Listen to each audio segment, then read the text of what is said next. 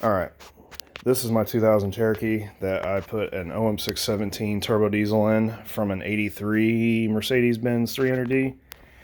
This is it's getting popular on swapping because, everyone wants an arm and a leg for everything else. But the reliability, it's up there with the Cummins, if not better. And for how old this engine is, there's a lot of cool stuff that Mercedes did, especially with the overhead cam and just all out simplicity, even though it's kind of a pain in the ass to work on here and there. But anyways, this Jeep I bought in November 2017, sole purpose of putting one of these engines in there. I bought the kit from Mercedes Diesel 4-wheel drive, a guy based out of Pennsylvania. Now, I don't really recommend his stuff as well as other people. He's kind of,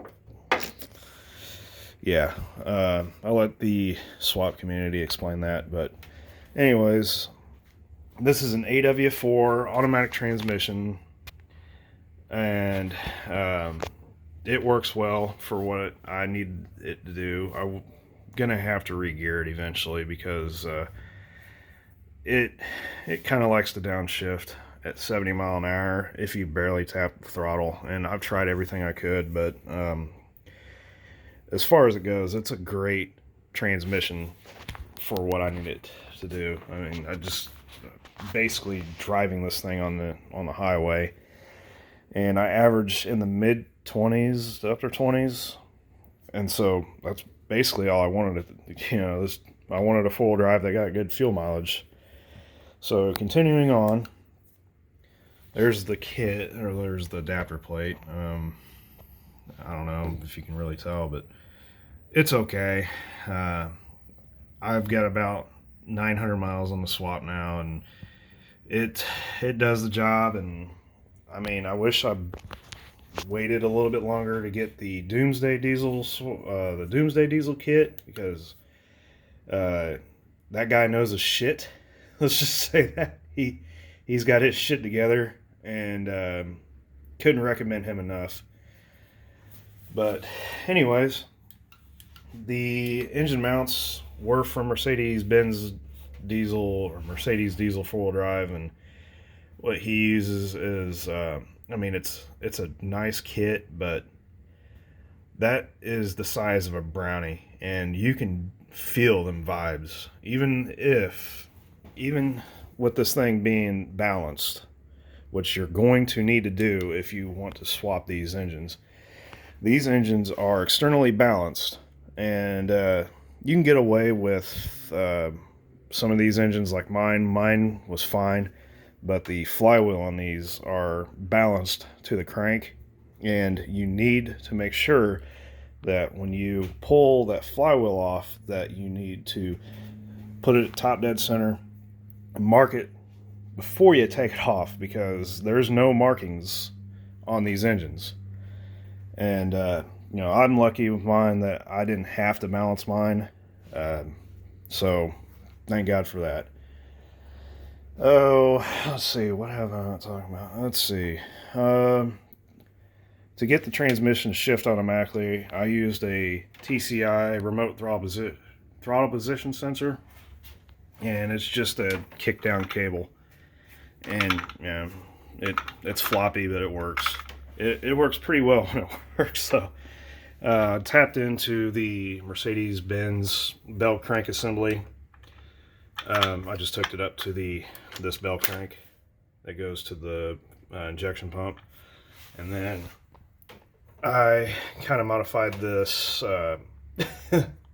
Mercedes Benz kick down cable to work with the Jeeps, and that, for what it is, it works. You get a little flop here, but it doesn't really matter. It shifts fine, and I got a lot of room to work with if I feel like messing around with it, messing with the shift points. The other thing that you need to do to get this thing to get it to shift automatically is to make the PCM tack come online, and there's a couple ways to do it, or a few ways, but I tried to tap into my I tried tapping the cam circuit into the crank circuit, and it must be because mine's a California model, it won't work. So what I had to do was tap the cam signal circuit into a switch that goes straight to ground. So after I start the engine, I just barely tap that momentary switch, and it'll come online sometimes. Sometimes you gotta like literally tap the shit out of it to get it to come online. In that case, the transmission will go in limp mode, and it'll still shift. It will upshift, but it will not downshift when you give it the good juice, which is kind of depressing. But there's another thing I'm going to try to get to work, which is the Dakota Digital alternator tack signal. Excuse my terminology, but what it does is it'll tap into the W circuit of your I believe it's W circuit into the alternator, and it will replicate a signal that this PCM will recognize, because there is a guy that used it on his Jeep, and it works just fine. Moving on, the alternator is from a Saab, which is 115 amp compared to the 65 amp, and it works just fine for this Jeep. The gauge works, it reads it, getting 14.5 volts, good to go. I'm not going to really explain my wiring, but I'll explain how I got things to work. So, on this engine, there's quite a bit more room than the 4-liter, so I ended up using a copper tube, like a 2-inch copper tube, 2 foot long, to a 90. It goes to another hose to my Jeep radiator, and then that's a little bit more than 90. I think it's 120 degrees or something. I just kind of wung it, and it works fine. It doesn't come in contact with the fan, nor does it come in contact with my power steering. And then I used a 14-inch fan. I think it's a Pro Comp. They don't make them anymore. It was kind of just short-lived, but it does the job.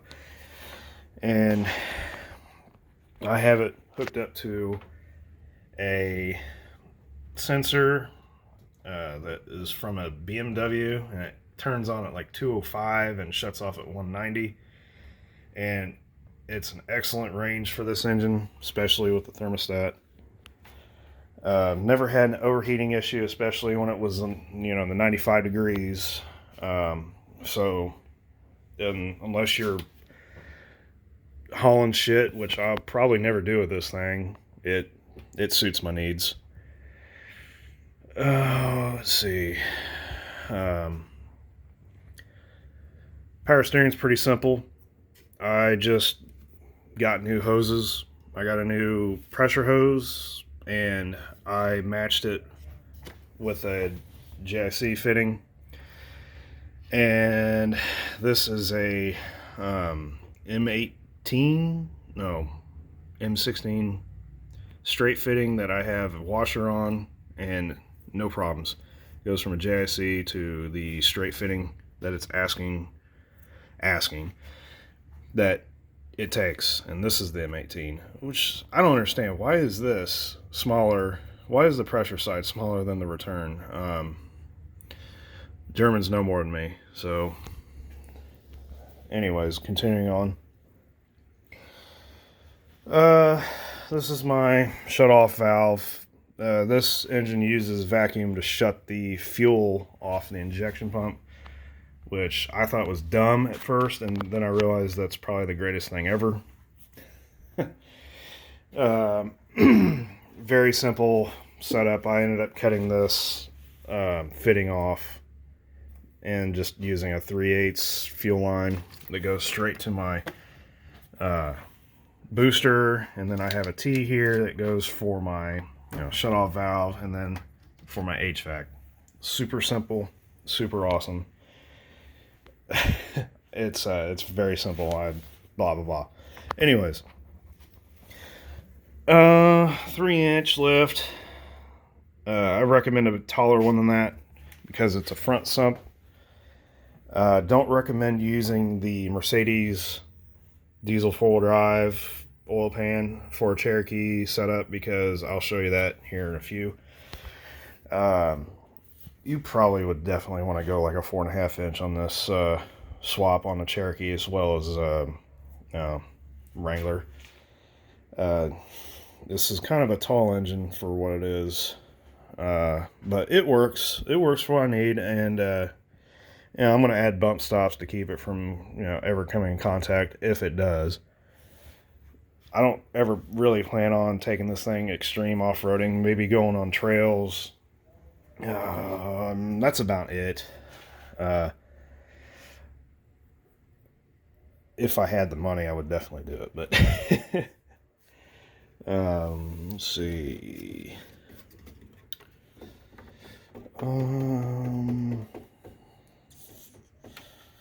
Turbo.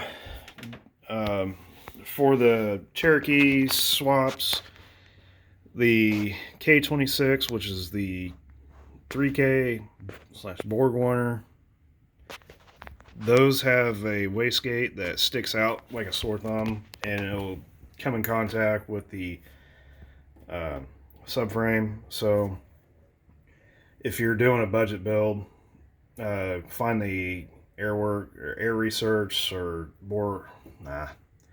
Garrett T3, which has the wastegate underneath it. It's not the best one. The 26 is way better in my opinion, as well as the facts are it's just a better turbo. It spools up faster, and that's just a better output. Let's see, what else is there? The oil filter.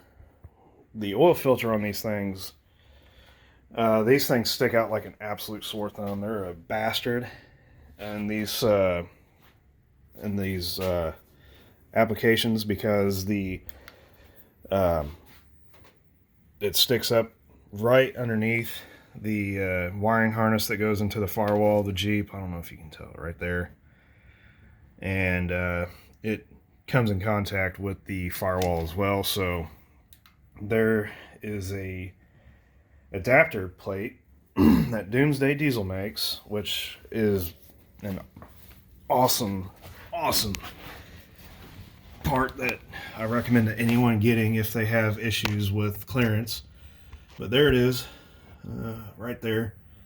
He uses awesome materials. It's a 1/2-inch MPT, 2 of them. And then there's one output for the turbo. Just got to custom make your hoses. I said awesome, cheap, efficient, no issues. And then he has instructions on how he does it, which I like, but I ended up not using a cooler, and not used a thermostat because time limit. And I mean, for what it is, I don't think I really need one. But for other builds, I would say yes, get one. But anyways, what I ended up using was a oil filter head that a Duramax filter will hook up to. Yeah, they're not the biggest filter, but they have what I need, like the anti-drain back, as well as a pressure release valve, which, I mean, I don't think I'll ever need it, because I change my oil religiously, as well as, just, I didn't know, I meant that. Anyway, continuing. This is my oil cooler. It's just a derailed transmission cooler, good for 300 psi, all that fun stuff. It's got half-inch NBTs that I ended up using an adapter that goes to a dash 10, and this fits fine. I don't have my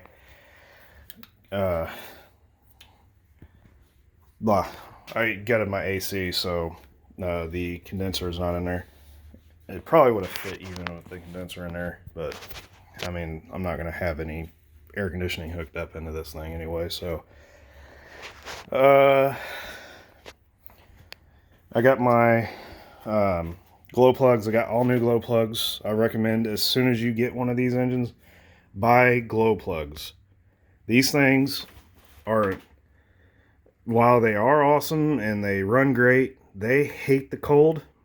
And these Jeep starters they fucking hate life with this engine. I mean, they're good. They hold up to it, but they don't crank as fast as the Mercedes starters. So they don't make enough heat to get these things going. So get a good glow plug set up. People use the automatic, like the module from these. I just used a Ford starter solenoid. Hooked all 5 of them up to one side and fused the shit out of it over there, because that is a long ass live wire, and you know, I'm all about safety. I sure as hell don't want this thing burning down because of a small mistake like that. Like I said, recommend getting new glow plugs immediately. I ended up bypassing my lift pump and used a fuel pump from a toilet bowl injected Chevy that they put out 20 psi, which is more than enough what you need for these engines. Now, I don't really recommend using an electric lift pump because I just want an experiment, and while it does do a good job and, you know, it keeps your stuff primed, especially when you replace the filter, it doesn't do any performance modifications, and I knew that going into it. So yeah, use your stock lift pump. It's just one less thing to really break, and they're pretty good for, you know, being a mechanical one. Yeah, obviously I did a, you know, I fuckboyed around and I put a pipe on it, but when I start having kids, it's gonna go to the back. But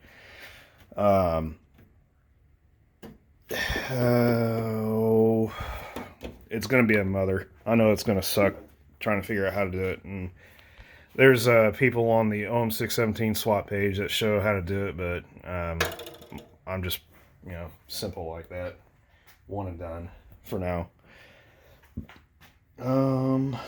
Okay, showing underneath. Okay, so like I said earlier, you're gonna need bigger than 4 inches in my opinion. I don't have my track bar in there because I fucked it up. I tried modifying it a little bit, so I got another one coming. The steering, you're definitely going to want to do a 1-inch drop steering, pitman arm, or maybe that's 2 inches. People bitch about how shitty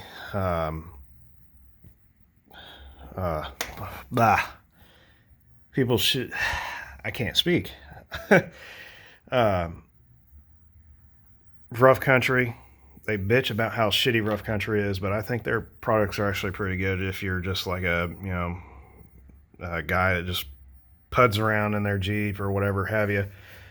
And they might not be the best off-roading, but I mean, I can't recommend it enough if you want to do a budget build for a diesel swap, which is why I did it. I don't feel like spending $15,000 on a piece of shit second-gen Dodge Cummins that some fuckboy ended up getting from his parents, that he just wanted to make some, black smoke, just throw fuel in there without putting air in it. I mean, yeah, that's another rant for another day. Anyways, as you can see, I don't use the stabilizer from the Jeep because even though it never really came in contact with this pan, I still feel a bit more. I feel a lot more comfortable with the Rusty's off-road stabilizer, which it hooks up to the side of the carrier and hooks up to the tie rod, and awesome quality. You know, and other people say that Rusty's is kind of but I love it. I gotta flex that pro comp. Let's see. As you can tell, like I said, the pan's kind of low. It hasn't kissed it yet, but I'm gonna be getting bump stops for my springs, so it never does. I had to modify. I had to box this in so the axle will never hit it, and you know, I'm not very happy with it. I recommend doing something else besides this. It's not the greatest. Now, the welds, like I said, Mercedes diesel four-wheel drive, he did good welds on it. I mean, yeah, this is some 40-year-old pig metal that's been collecting oil for, like the last 3 decades, and like I said, he did a good job on it, but I mean, I don't recommend it for a Cherokee. It's just, there's no room. I should have done something else. That's my fault. But anyways. Oh, man. I can remember a day when I didn't make a noise trying to get up. I need to go to the gym. So, this is the back. I didn't really do much to it. Did a TK drop. I still get vibes in the drivetrain, probably because the front, I have positive caster. I got probably 8 degrees maybe. But I mean, like I said, it's around 40 mile an hour. It's not that bad. There's my pump, which is just tied into the fuel pump, the fuel pump circuit, and it works. But like I said, at the end of the day, stick with your mechanical. So, anyways, I will show you how I did the sump, which is also very simple and easy. So, people are gonna be like, "Well, that's a beans sump." Nah, it's not. It's from some Ohio shop. They're awesome quality for what you pay for. I think this was $60 compared to the $180 that you get from beans. And for the price difference, especially, you get an input and an output, so you don't have to worry about drilling for another spot for a return. The only thing you lack is that beans logo that everybody wants you to know. You want everybody to know that you got beans. Go and spend $200 on that. But like I said, beans. You gotta have them beans, man. Try not to ramble too much. That's what I do all day. Just ramble. Interior's pretty much stock. Other than my glow plugs, you gotta get them pluggies going, and then that button for the tack to fool the PCM to thinking it's getting something. These are my gauges that I used. Cheap ass Hewitt gauges. This thing is a piece of shit. It does not read perfect at all. See, apparently I'm like 250 degrees right now. Piece of shit. The boost gauge works pretty good. I'm getting around 9 psi stock. I might do 12 just to see what it does. I mean, I know I'm not getting that much power out of this engine for what it is. There's my fan switch. Simple enough. Like I said, everything's pretty much, I mean, everything works fine in here other than, you know, a couple quirks. Thank you, Chrysler, for some of them. And you guys are bastards for stopping making this thing and decide to make a piece of shit Liberty. Other than that, I mean, these things are pretty solid, man. If you want something that's cheap and, you know, reliable, and you don't want to spend money out the ass to get, you know, a truck that has like 400,000 miles on it that the kid's wanting, you know, $20,000 for, and you don't know what's going on with it, I highly recommend doing a diesel swap. And it just makes you appreciate your vehicle even more. I mean, my wife, she's got a JK, a 14 JK, and I love this thing more than that thing. I mean, this thing, even when it had the 4-liter, it was a lot of fun. But, you know, yeah, doing this kind of stuff, it's not easy. It's super advanced. Like I said, I'm not a professional. You're going to be disappointed in power, but there are mods there are mods that can be done to make more fuel. Now, they're not cheap. They're cheaper than other diesels, and they're out there. But, I mean, for what you get, I can't complain. I mean, this thing it puts a smile on my face every time I fire it up, especially when you get a little bit of smoke out of this thing. I'm not going to start it because I'm inside and I don't want to die from carbon monoxide. But there are videos of me having it running on Facebook and whatnot. I mean, I